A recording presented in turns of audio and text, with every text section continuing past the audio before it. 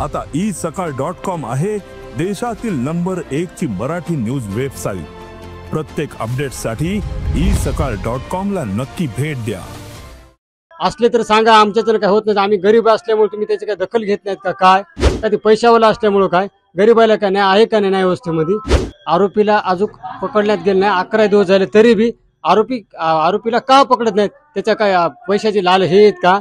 हा, असले तर सांगा, आमच्याकडे काय होत नाही, आम्ही गरीब असल्यामुळे तुम्ही त्याची काय दखल घेत नाहीत का? काय विचारायला गेले तर आमचे पथक आहेत, असं आहे, फलान आहे, आमान आहे, कशामुळे पकडत नाहीत त्याला?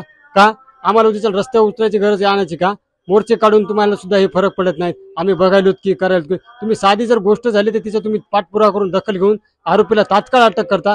आज खूनाचं एवढा मोठा प्रकरण असून तरी तुम्ही त्या आरोपीला अटक करत नाही, कशामुळं? काय ते पैशावाला असल्यामुळं? काय गरीबाला काय नाही आहे का नाही व्यवस्थेमध्ये? अजून अशा गोष्टी असल्यास उद्याच्याला आमच्या गोष्टी उद्याच्याला कोणावर पण आली तर तुम्ही असंच करणार का? गरीबाला काय न्याय आहे का नाही?